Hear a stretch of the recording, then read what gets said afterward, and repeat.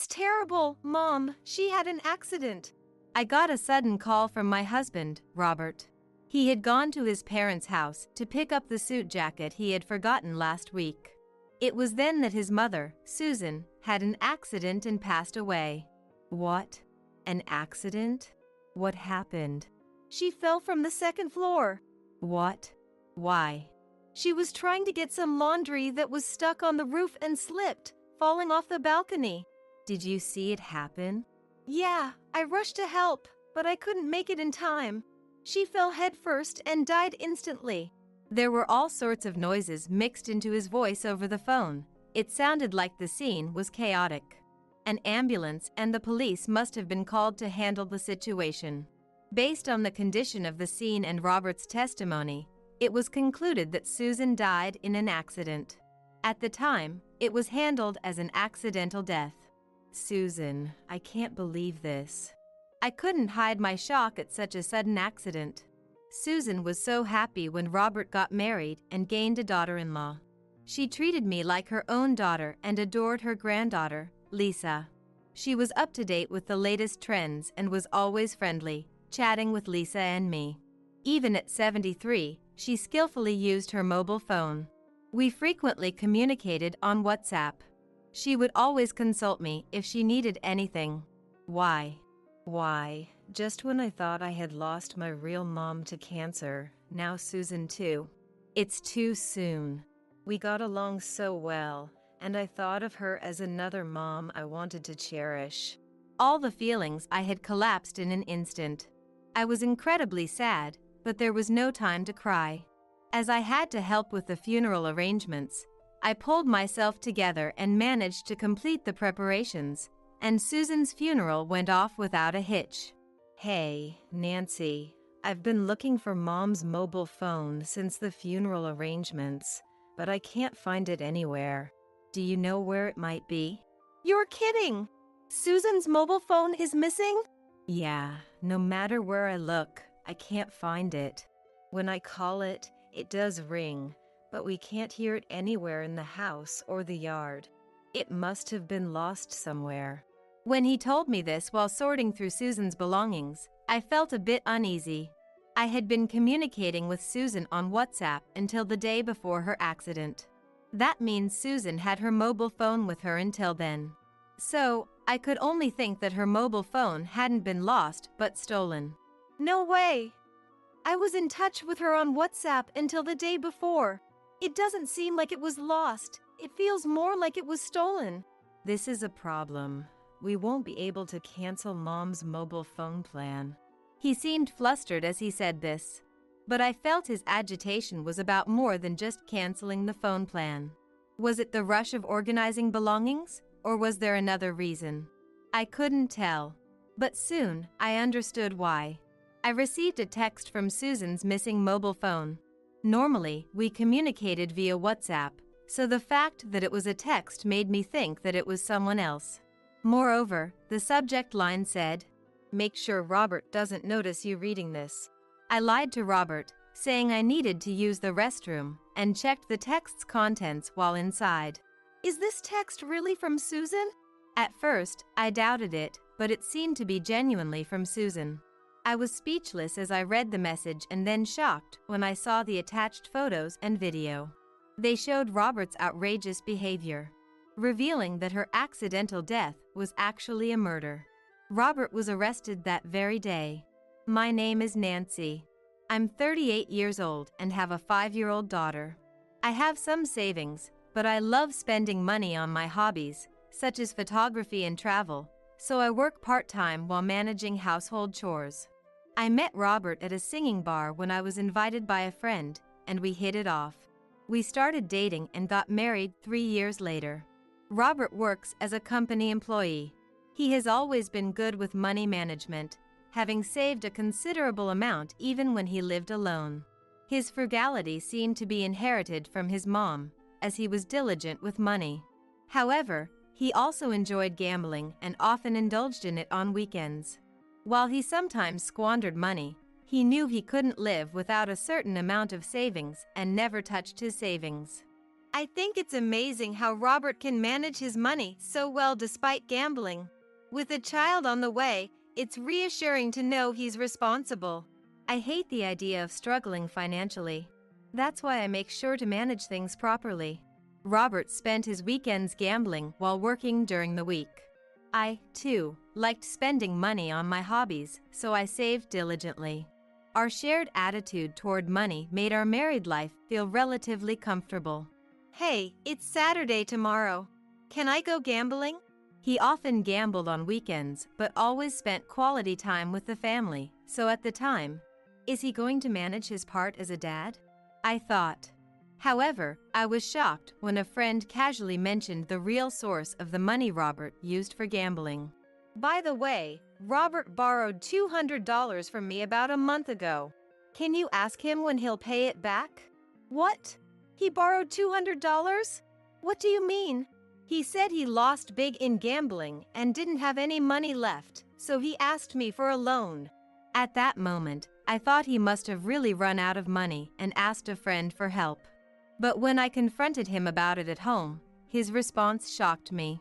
Oh, that $200? I'll pay it back when I have the money. What do you mean, when you have the money? You have savings, don't you? Pay it from there. That's different. Savings are savings. I don't use them for gambling. So, I set aside money for gambling, and if I lose it, I borrow from friends and pay it back when I win. That's how I manage my gambling.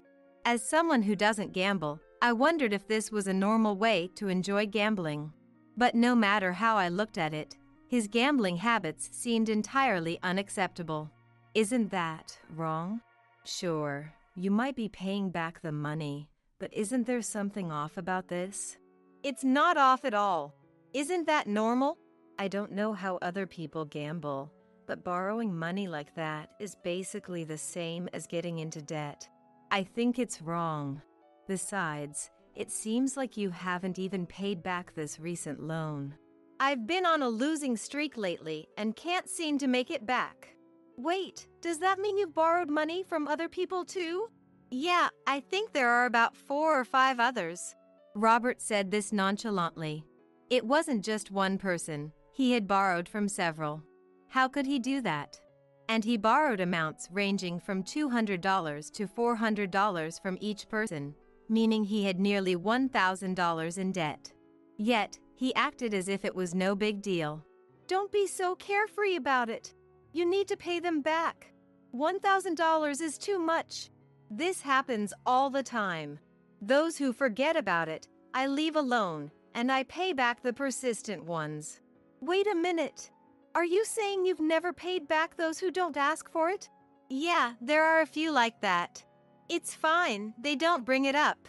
I was stunned by his statement. If they didn't ask for their money back, it meant they had given up hope of getting it and had decided never to lend money to Robert again. This meant there were numerous people who had lent money to Robert for his gambling. How many people have you borrowed from? And how many have you paid back? Let's see. Since I started getting into gambling, maybe about 30 people. I've paid back around a third of them. Incredible. Do you remember how much you borrowed each time? Usually around $200. That's enough to potentially win it back. Even so, you've only paid back a third. You haven't even returned half. I pay back when I can. Those who don't get their money back usually just stop contacting me. It doesn't make sense, right? At this point, I might have married the wrong person. I began to think. I never imagined he was engaging in such sly financial dealings to enjoy gambling. He kept his savings intact to avoid financial hardship. But he borrowed money from others to fuel his hobby. What was enjoyable about that? I couldn't understand. If someone asks to borrow money, normally you wouldn't lend it. If I did, I'd assume I'd never see it again. It's normal to pay back borrowed money. That's why people stop contacting you. If you have savings, you should pay them back immediately. It makes me feel so uneasy. Nancy, it's not something you need to worry about. I'll handle it myself. You don't need to get involved. Robert and I had such different attitudes towards spending money on hobbies that I increasingly felt dissatisfied. He claimed he would handle his own problems, but his demeanor made me doubt it. It seemed more like he wanted to avoid dealing with it and hoped it would just go away. Please, make sure you do. At that moment, I decided to trust Robert's words, but he broke that promise, leading to a major incident. Robert continued to gamble and never reported paying back his friends. He remained calm and enjoyed his gambling habit. "Hey, I won big today. Look, I got your favorite cheesecake, Nancy." When he won, he would often buy me cheesecake or gifts for Lisa, our daughter. If you looked only at these gestures, you might think he was a good dad. However, now that I knew where the gambling money came from, I couldn't genuinely appreciate these gifts. "Hey, we've talked about this before, but are you really sure everything is okay? I'm glad you got me cheesecake, but it doesn't taste as good lately." "Don't worry, everything's fine." He spoke with confidence, but where did that confidence come from? The more we talked, the more uneasy I felt, and I started to distrust his words and actions. A few days later, we visited my in-laws. The topic of Robert's gambling came up, and Susan, my mother-in-law, shared her concerns. "I hate the way Robert spends money on gambling," she said.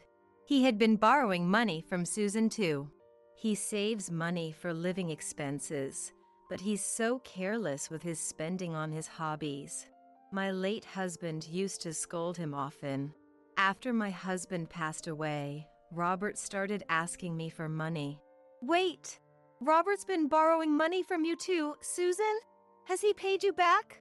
"Instead of paying me back, he brings me gifts when he visits. He asks if that's okay, and I've agreed to it.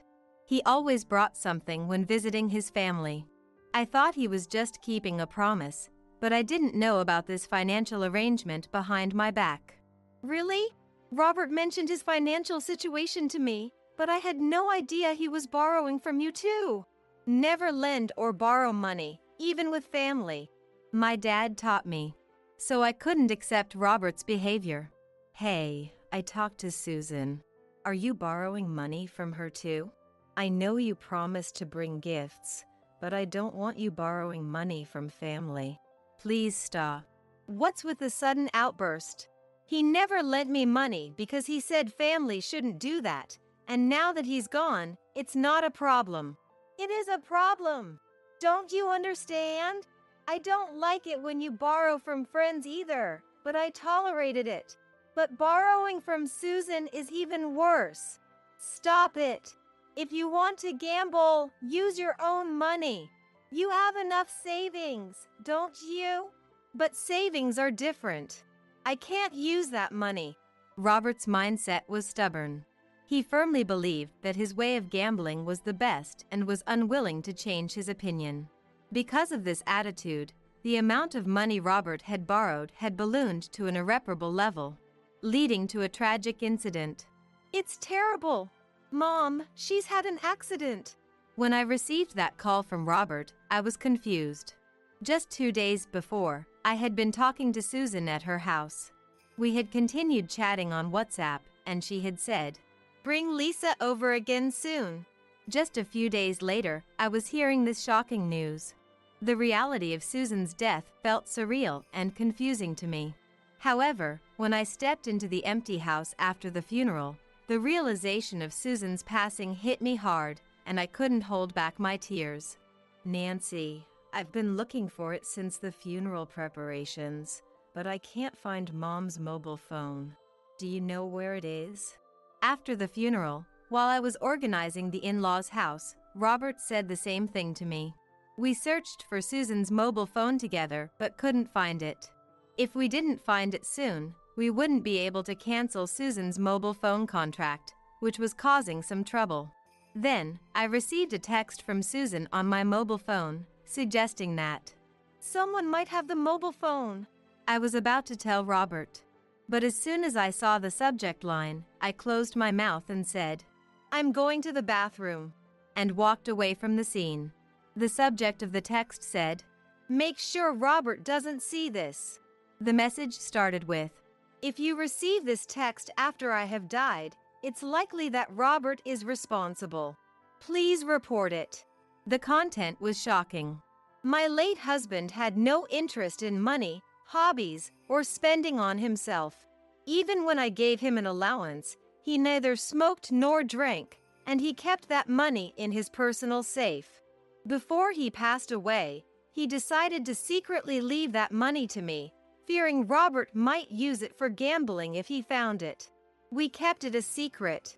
However, while Robert and I were sorting through his belongings, he noticed the safe. Somehow, he figured out the PIN and started secretly taking money from the safe during his visits. I caught him in the act and recorded it with my phone as evidence, but he found out.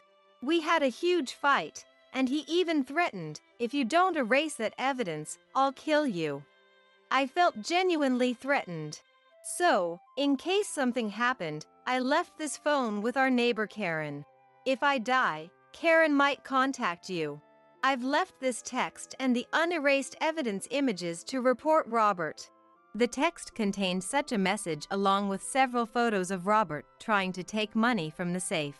While I was looking at them, another text came through. This one was from our neighbor, Karen. I happened to witness and record the scene of the incident.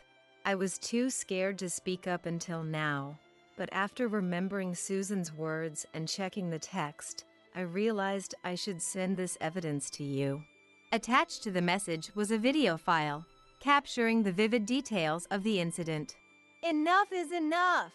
Stop taking money from the safe," Susan was saying as she was about to hang laundry on the balcony. "It's fine. Dad left that money, which means he left it for me too. That money is mine as well." Robert responded self-righteously. Disgusted by Robert's selfish attitude, Susan couldn't hold back her anger and grabbed him. However, Robert easily pushed her away, pinning her against the balcony railing. "You've got some nerve putting your hands on me. Should I kill you as I said?" Robert's expression changed, looking down at Susan menacingly. His words seemed genuine, and realizing the danger she was in, Susan screamed for help. "No, please help me! Someone, please help!" "In this rural area, no one's coming to help," Robert sneered. "Stop! Please stop!" Susan pleaded desperately, but her resistance was in vain as Robert pushed her off the balcony. The entire incident was recorded on the video. Watching it, I was in shock. Robert had killed Mom for the money in the safe. Knowing this, I felt a chill down my spine, realizing the smiling face Robert showed had the potential of a killer behind it. Was he really like this? I thought. I realized that staying with Robert could endanger my own life. I decided to take this evidence to the police and have Robert arrested. Leaving the bathroom, I said, "I'm just going to the supermarket to get something to drink," and drove off. Upon arriving at the police station, I immediately showed the video evidence to the person at the reception. "This is proof of the incident where Susan, who recently died in an accident, was actually murdered. It was a crime. Please arrest Robert immediately." As the tension from rushing to the police station began to release, I broke down in tears. The police officers there helped me up and consoled me. When I showed them the texts, photos, and the video Karen sent, they immediately sprang into action, getting into their patrol cars and heading to the family home. "Excuse me, are you Susan's son?" one of the officers asked Robert. "Huh? Yes, I am. Is something wrong?" Robert replied, "We have received evidence implicating you in your mother's murder. Robert, you are under arrest for the murder of Susan." "What? What are you talking about? I didn't do anything!" Robert exclaimed. "Come with us. Resisting will only make things worse for you," the officer insisted. Robert was then escorted to the police station. As he was brought in, he spotted me resting by the entrance and started shouting, "Was it you, Nancy? Did you give them the evidence? What are you trying to do?" Robert's kind demeanor was gone, replaced by a menacing look. He looked like a demon consumed by greed. I couldn't tear my eyes away from his enraged face. "I thought this plan would go smoothly, but you ruined my life, Nancy!" he screamed as he was led into the interrogation room. "Are you Robert's wife?" an officer asked me. "Yes, I am," I replied. "We're about to show the text and video evidence you submitted during the interrogation. Would you like to observe? Is it okay for me to do that?" I asked, concerned. "You can watch from a separate room. Your safety will be ensured," the officer assured me.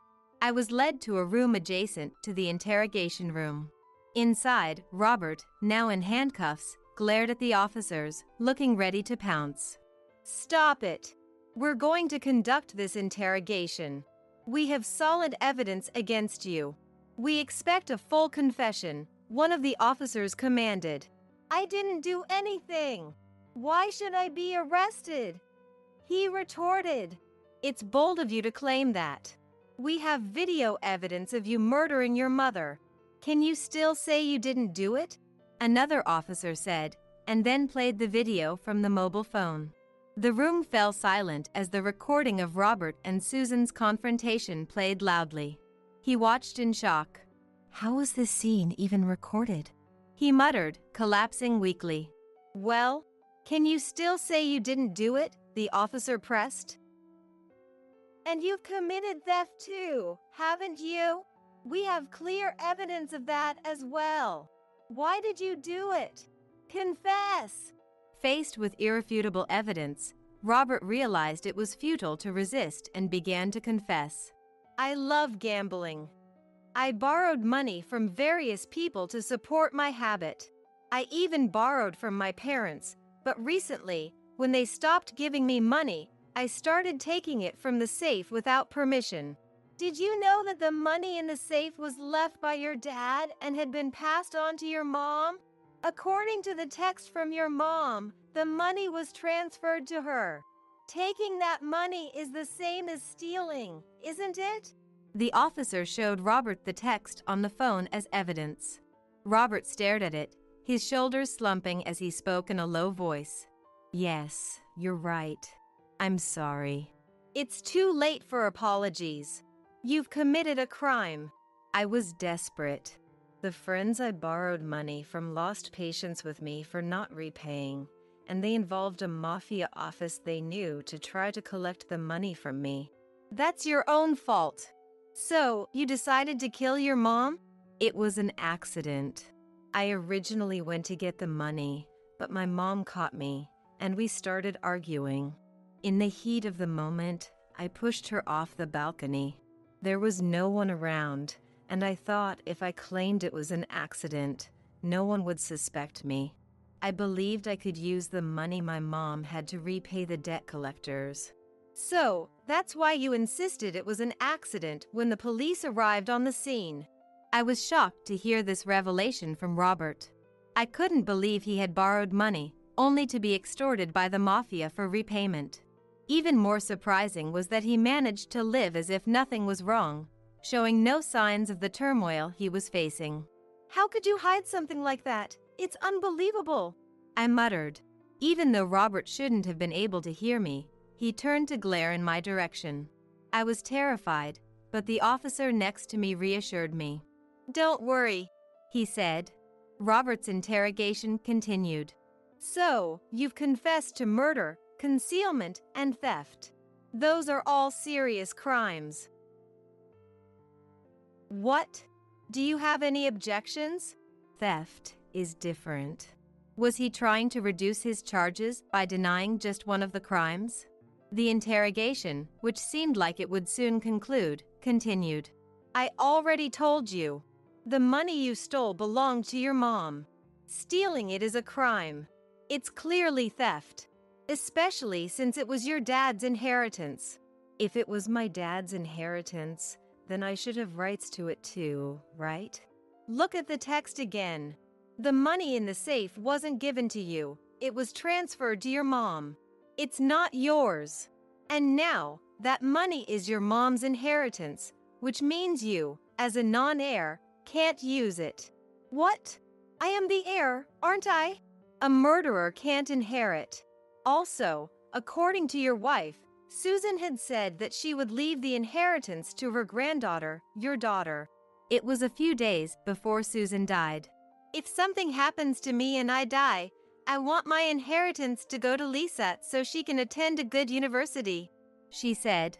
The house is still not organized, so I'm not sure, but there might be some documents related to inheritance somewhere in Susan's room. Robert knew that there was money at home.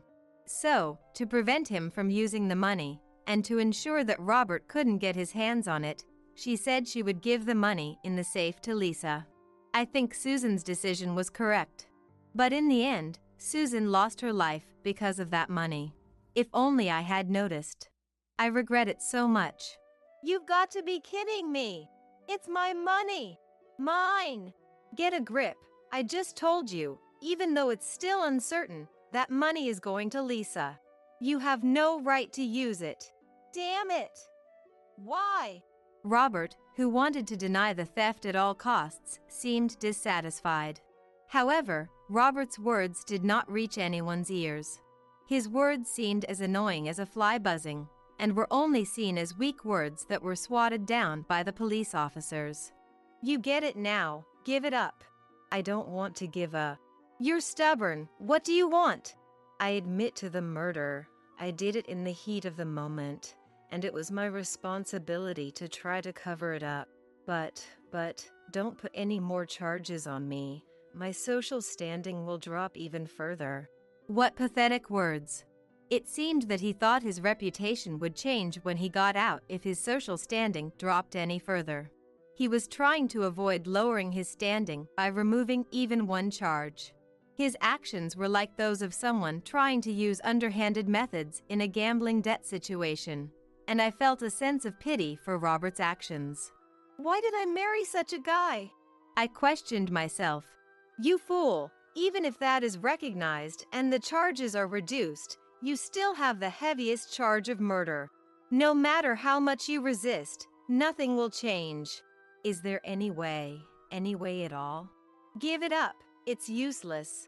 It seemed that Robert finally realized how serious his crimes were and how severe the consequences were. Robert finally stopped his futile resistance and dropped his arms helplessly. Fine, you can throw me in jail. My life is over. Robert did not resist and was led out of the interrogation room by the police. Thank you for providing the evidence. The police officer next to me said this and then opened the door to guide me outside. Are there going to be a lot of procedures from now on? If Robert files a claim about the inheritance, it will be contested in court. But if there is no claim, it's our job to handle it, so there's nothing to worry about. After talking with the police officer about that as I was leaving, I went to the city hall to get the divorce papers. I thought I'd slam them down in front of him during a visit. Then, sometime after Robert was arrested, I was given time to visit, and I handed Robert the divorce papers in the visiting room. Here you go. Why? We don't have to get divorced. Of course, I don't want to stay with a murderer who killed your own parents. Do you think we can go back to living together? Do you think that's possible? Of course, we can. There's no one left at your parents' house, right? Sorry, but you can't go back to that house. Besides the money, I inherited the house and land from Susan. When I was organizing the house, I found the inheritance papers. They clearly state in Susan's handwriting that the money goes to Lisa, and the house and land go to me. Robert was stunned by my words. He realized that he would have no home to return to after being released.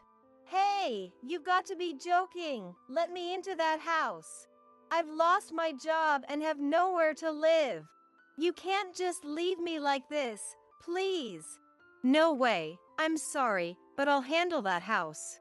With those words, I managed to get Robert, who was stubbornly refusing to sign the divorce papers, to finally sign them, and I left the prison. After that, I suggested to Dad, who was living alone in his old house, to move into the house I inherited from Susan. Dad's legs had weakened since Mom passed away, and he was barely able to manage his daily life.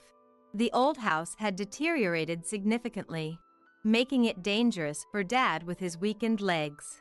The new house, which was closer to the apartment where he currently lived, would allow me to take care of him more easily. Hey, wouldn't it be better if we lived together? I have a hard time managing on my own, and I'd be happy to have someone with me if possible. Dad's suggestion made me realize something. That's right, Dad was already 82 and quite old. I used to leave Lisa with him if something happened, but even that was becoming difficult. It might be better if we lived together. You're right. I'm sorry, Dad. Let's live together.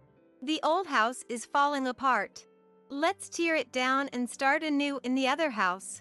With renewed feelings, we canceled the lease on the apartment, remodeled the in-laws' house to make it barrier-free for Dad, and moved in.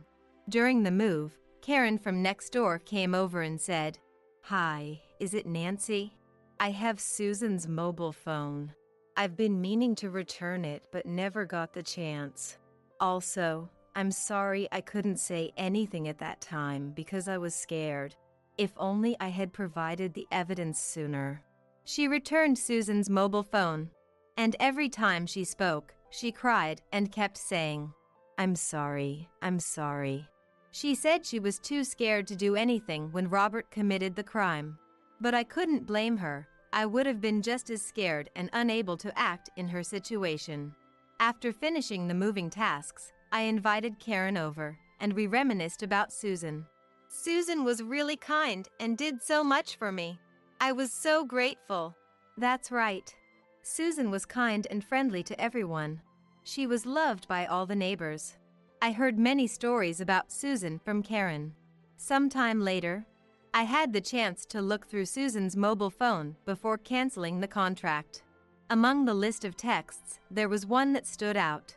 So I opened it. Inside, it read, "A few days after my husband passed away, I felt a huge hole in my heart. Still, when Nancy and Lisa are around, I feel at peace, and it helps me forget the hardships. I wish they would come live with me. I wish Nancy could be my real daughter, but that probably won't happen. Thank you for marrying Robert." There was no more text after that. However, the deep meaning within those words was clear. Susan must have wanted to live together and think of me as her real daughter. But Susan's wish didn't come true. Though it was in an unintended way, I was glad I could visit Susan's house often. Still, something was bothering me. Robert was arrested over a money dispute, and he ended up killing Mom. When Susan wrote this text, she probably never imagined such a thing could happen. Thank you for marrying Robert. These words stuck with me. But it was an undeniable reality, and I had to accept it. I closed the text app and put down the mobile phone. This phone will be a keepsake. Thank you for the nice home, Susan. I expressed my gratitude. I should kneel by her grave and pray. With that thought, I placed Susan's mobile phone in my father-in-law Thomas's safe. I'll keep it safe, with heartfelt sentiments. I don't know what happened to Robert after his release. Whether he's homeless or somehow found a job, I have no idea. As for me, I am living while taking care of Dad. I'm still working part-time, but Karen also helps with Dad's care, which is a great help. Though life goes on, I feel happier than before. I'm actively looking for a new partner, but for now, I'm enjoying this life to the fullest. Nancy, we have a celebration for your discharge. A celebration? You'll see when we get home. 6 months ago, I fell ill and had to be hospitalized. It was a tough time with multiple surgeries, but finally, today, I was able to be discharged. My husband, Sam, came to pick me up in the car, and on the way home, he mentioned that he had a surprise for me. Hearing that, I felt a surge of excitement and anticipation. When we arrived home, I couldn't believe what I saw. What? What is this? What's going on? I couldn't help but shout in surprise. Our home had been expanded, and I hadn't been told anything about it. While I was in shock, Sam spoke with a cheerful smile. Nancy, I know you can't do housework right now, but Maria said she'd move in to help us, so you don't need to worry. What? How did this happen? My name is Nancy, 42 years old. In my late 30s, I attended a party. I thought I might never get married. That was until. Please go out with me on the premise of marriage. Are you sure about me? I'd be delighted. I met Sam at that party. We hit it off immediately, started dating, and eventually got married. I hope we can build a happy family together. It would be nice to have kids.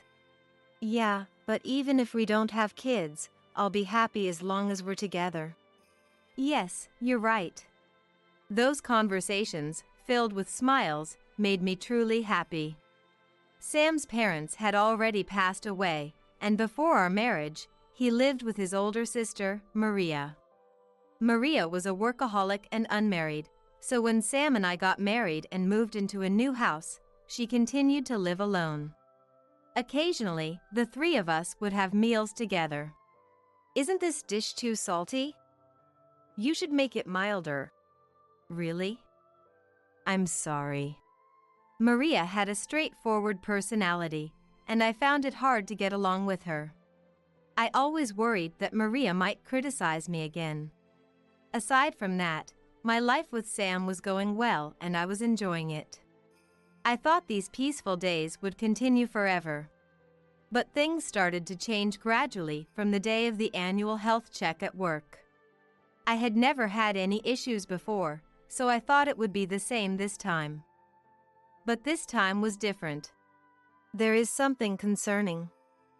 You should get it checked at a major hospital. You're kidding, right? I feel so healthy.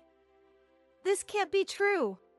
I understand it's hard to believe, but the data shows something unusual. No way! I couldn't believe it. But what if it's serious? Filled with anxiety, I decided to talk to Sam. Today was the health check at work, and they said there's something concerning in the results. What? Are you okay? I don't know. They said I should get checked at a major hospital. What should I do? Yeah, you should. Your health is the most important thing. You should get it checked, just in case. You're right. I'll do that. After discussing with Sam, I decided to go to a major hospital. There, I underwent a detailed examination, and the doctor told me, the test results show that you have a serious condition. Surgery is necessary. What? Is there any chance I can recover with surgery? We will do our best. I see. How long will the treatment take? You will need multiple surgeries. If all goes well, you should be able to go home in about 6 months. 6 months? After that, will I be able to return to work? That shouldn't be a problem. I understand. Then. And so, I was admitted to the hospital for treatment of my illness. 6 months. Will everything really be okay?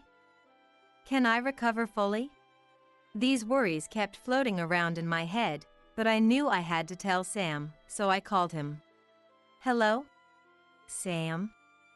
I had a checkup at the hospital today, and they found an illness. They said I need surgery. What? Will you be okay? They said that with a few surgeries, I could be discharged in about 6 months if everything goes well. Oh, I see. I'm glad it can be cured. It must be tough, but hang in there. I'm looking forward to you getting better soon. Thanks, Sam. I was worried that it would be hard for Sam if I was hospitalized. But I was relieved because Sam naturally cared about my health and encouraged me. The company also told me to focus on my treatment now, so I could take a leave of absence with peace of mind. However, I realized something. I was so preoccupied with the house, work, and my health that I forgot I needed a change of clothes and laundry. Realizing this, I called Sam again. Sam? I'm sorry to bother you while you're busy. Can you bring my change of clothes to the hospital? And could you take the laundry back home? What? Why me? I don't want to. Hospitals are dirty. Viruses are flying around. If I go there, I'll get sick. But I need a change of clothes, and the laundry is piling up. Please. No means no. I'm busy, so I'm hanging up. Wait. He said, hanging up abruptly. I wish he could help at least at times like this. Thinking that, I spent my days in the hospital. I couldn't get Sam's cooperation, but he... Hello? It's not a big deal, but where are the nail clippers? And where's the TV remote? He often called about trivial things like this. A few weeks into my hospital stay. Hello. Maria, thank you for coming. You must be busy with work, right? I had some time. So, how are you doing? Sorry for worrying you. I'm doing all right. I feel bad since Maria must be busy with work too. While having this thought, Maria told me the recent events happening. As we talked, the topic naturally shifted to Sam. By the way, about Sam. What about Sam? Since you got hospitalized, Sam has been staying at my place or waiting for me outside my office. It's troublesome. Really? I can't do anything about Sam because I'm in the hospital. I'm sorry for causing you trouble. Does Sam come to visit you sometimes? You need a change of clothes and laundry, right? Sam doesn't like coming to the hospital, so he doesn't come at all. What? What a useless guy. Then I'll do it for you. What? That's too much to ask. Don't worry about it. Leave it to me. Thank you. After that, Sam still didn't come to visit, and he continued calling about trivial matters. Maria came occasionally and helped with my change of clothes and laundry, as she said she would. I was very grateful. But I also felt very sorry for troubling her. My treatment progressed smoothly, and 6 months later. You can be discharged now. Really? Thank you. I was able to be discharged safely, so I called Sam. Sam came to pick me up by car, and we went home together. By the way, Nancy, we have a celebration for your discharge. What? A celebration? What is it? You'll see when we get home. What? Is it a surprise? Yes, it is. I can't wait to see what it is. Finally, I was relieved to be discharged from the hospital, but I never expected Sam to say something like that. Still, I was so happy and excited. Looking out the car window, I saw the trees lining the street turning golden. Right, I've been in the hospital for half a year. I felt like I'd been left behind by the world, but Sam, who was driving next to me, didn't seem to notice my feelings and kept talking about a new brand of instant noodles. As I enjoyed the long-awaited conversation with Sam, we arrived home before we knew it, but... What? What is this? What's going on? The moment we arrived home, I couldn't help but shout in surprise. As I stood there in shock, Sam smiled and spoke up. How is it? It's nicely extended, right? And since you can't do housework right now, Maria said she'd move in to help, so don't worry. What? What do you mean? You've just recovered, and it wouldn't be good if you pushed yourself and got sick again, right? I thought having someone around to help with chores would make your life easier and more comfortable. I appreciate the thought. I do, but this is different. It's okay. Maria must be lonely living by herself every day, too. I made this decision with both of you in mind. What? How could you make such an important decision on your own? You should have told me. Why? It's fine, isn't it? Anyway, let's go inside. Come on, hurry. Wait, Sam, don't pull me. Still not convinced, I was pulled into the house by Sam. The sight that greeted me inside left me speechless. Despite the recent renovation, the house was filled with trash, with no place to step. I was stunned, but Sam calmly spoke. It's a mess now, but Nancy, you should just rest. Maria will come to clean tomorrow. Sam said this, but there was no way I could accept it. Sam, why do you do such things without asking? What? The renovation, living with Maria. You can't make such important decisions without discussing them. Why not? It's fine. No, it's not. Does Maria know about this? Yeah, she knows. What are these two thinking? I need to contact Maria. I'm going to call Maria right now. You don't have to do that. Sam, be quiet. I angrily contacted Maria. Hello? Nancy, what's wrong? It's not what's wrong. You and Sam decided on living together without consulting me. That's terrible. What? Who's moving in? It can only be you, Maria. What?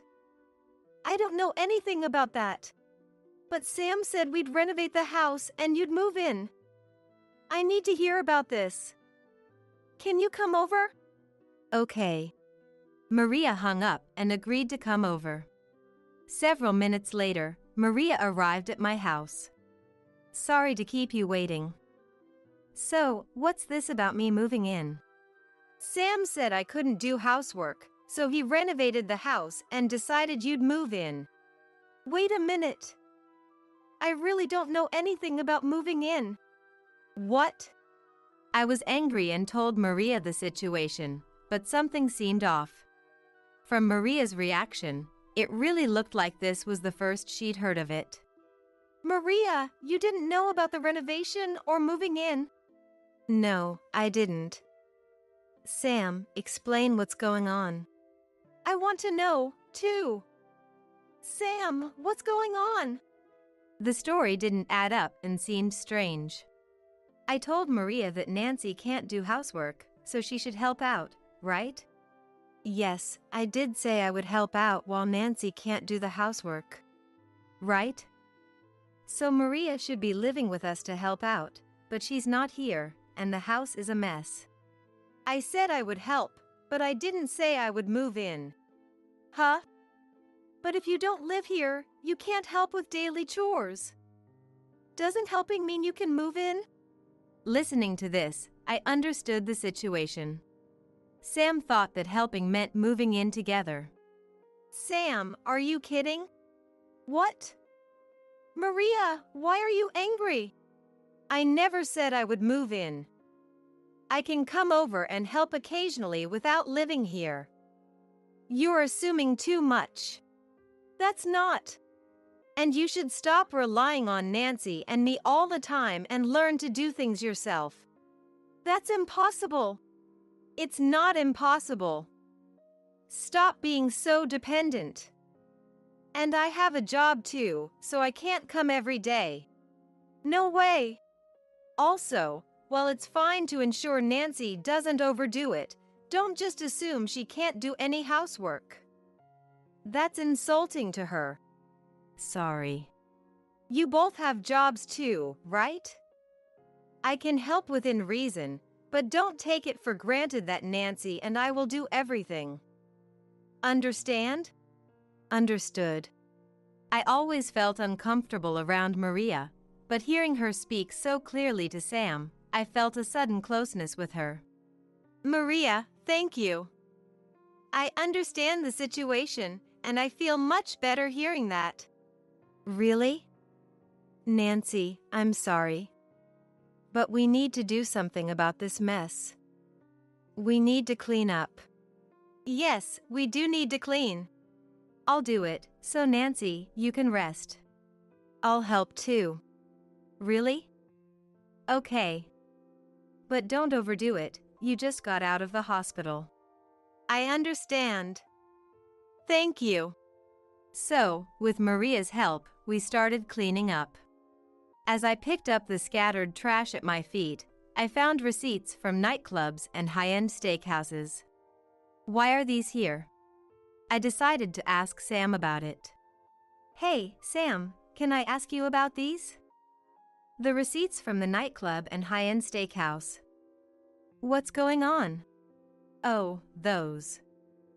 I went to the nightclub with my colleagues from work and ate steak with the staff. What? Are you serious? I can't believe it. While I was in the hospital, you were out having fun with other women and didn't even visit me? That's unforgivable. And something doesn't feel right. The money. Where did it come from? Sam's savings alone wouldn't be enough for such extravagant outings. Hey, where did the money come from? Sam, your savings wouldn't be enough, right? I took it out from Nancy's savings. What? And I sold some jewelry and bags to get money. I can't believe he sold my things while I was gone. Even as I stood there stunned, Sam continued talking without noticing my reaction. Nancy had quite a few accessories and bags she wasn't using. Selling them made quite a bit of money. What? Are you kidding me? What? Why are you angry? Feeling uneasy, I checked the places where I usually kept my accessories and bags. How much did you sell? Not just my accessories and bags, but even my parents' and grandparents' heirlooms are gone. I sold all of that too. No way. I sold a lot of things, but Nancy's personal belongings weren't worth as much as our grandparents' keepsakes. Luckily, those sold for a good price. How could he be so insensitive, selling other people's things without guilt and calling it lucky? What kind of person thinks like this? As I was lost in disbelief, Maria, who had been watching the scene, spoke up. Sam, you really need to stop this nonsense. Huh? Maria, why are you angry? It's not just Maria who's angry. Nancy too? What's going on with you too?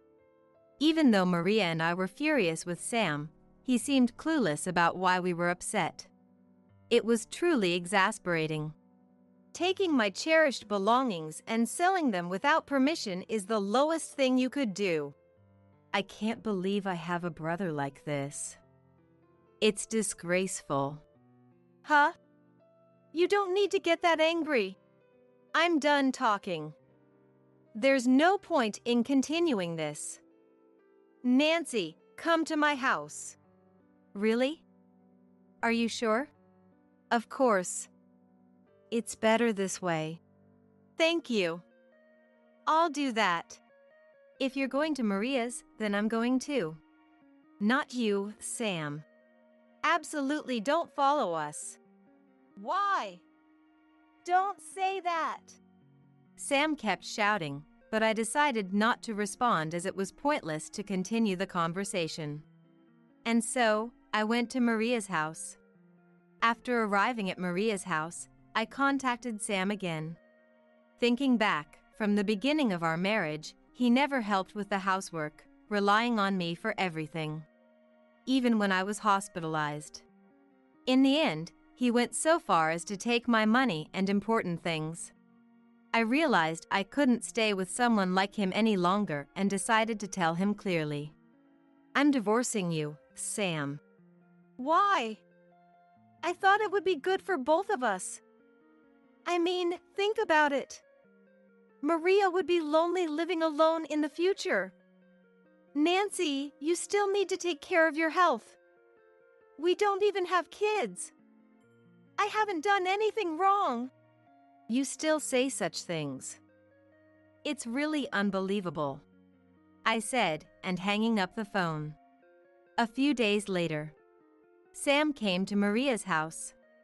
What are you doing here? What do you want? Nancy, I was wrong. Please forgive me.